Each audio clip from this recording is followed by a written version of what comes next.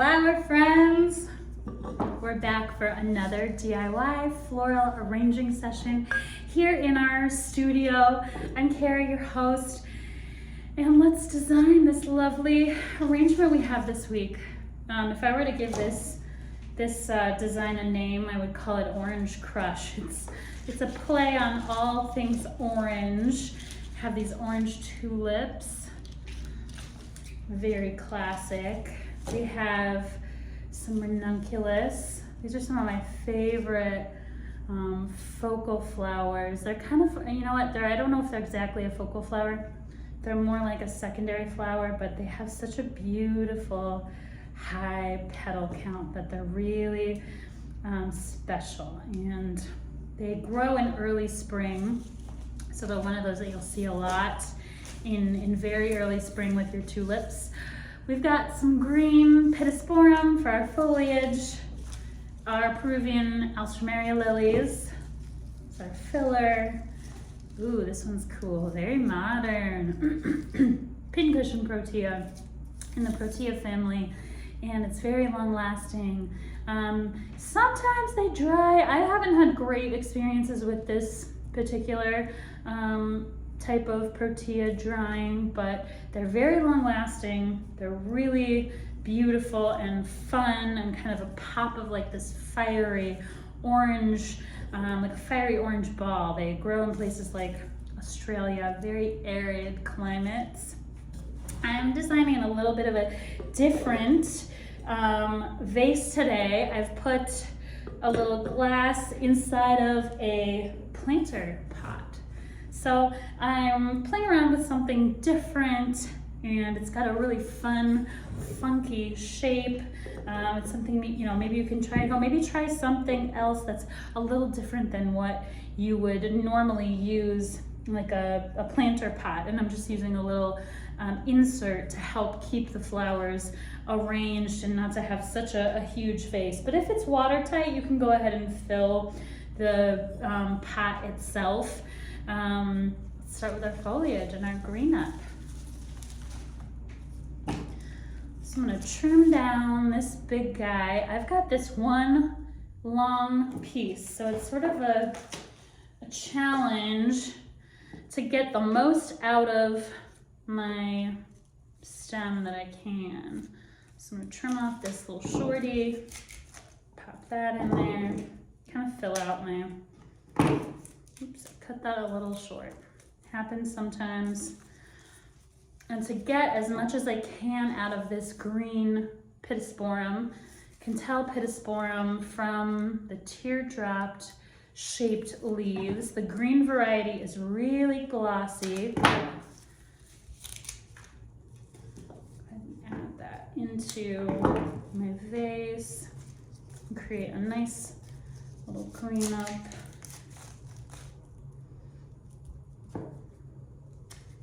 You don't always have to use tons of foliage either. As much as I love foliage, you can experiment with maybe a little bit less and see if you like the shape.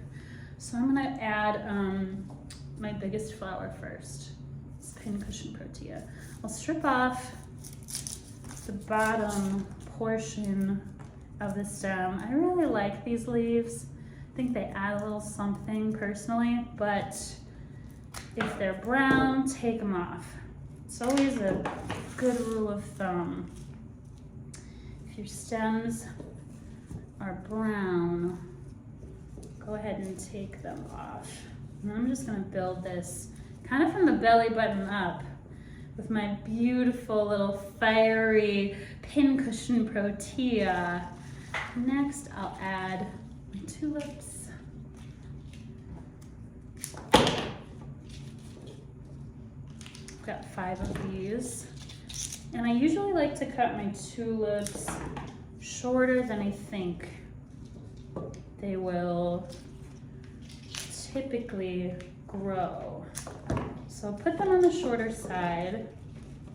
If you do feel like you need a little more foliage too, you could even get sneaky and use some of your tulip foliage by trimming your tulip and adding that stem. Kind of a floppy piece there. Tulips are also interesting. Another interesting thing about tulips is that you can change the direction of the head of the tulip. So by gently, I'm going to use this outer part of the stem, because I'm kind of short on foliage and I really want to use all of it.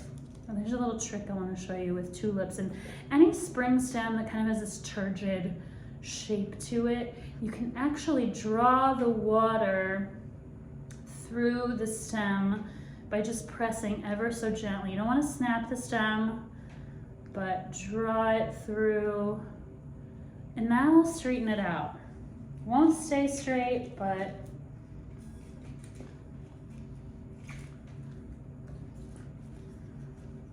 if you have a challenging stem that you want to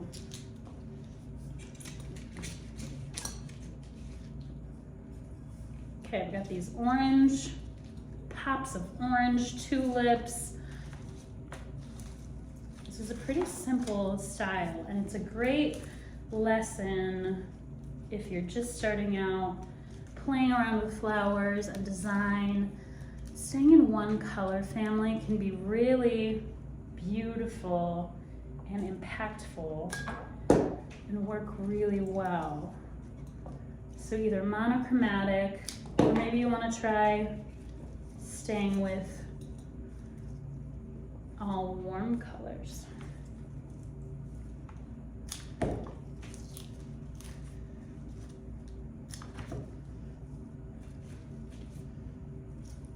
I'm going to put one more orange Peruvian lily down here, pull off all that foliage, and then everything along the top of the flower. I'm moving pretty quickly. You can take your time. Stop this video if you want. Actually, you know what? I don't want to cover up this lovely Protea that I have in the center. So I think I'm gonna maybe frame the shape. Go a little taller. Oh, one of my favorites. Spring flower, Ranunculus. Isn't that luscious and beautiful? Just looks like a lovely clementine. And they have such cool stem shapes. So they typically have sort of a curvy stem. Sometimes you'll get buds on the side of them. But I love to showcase that gorgeous curve.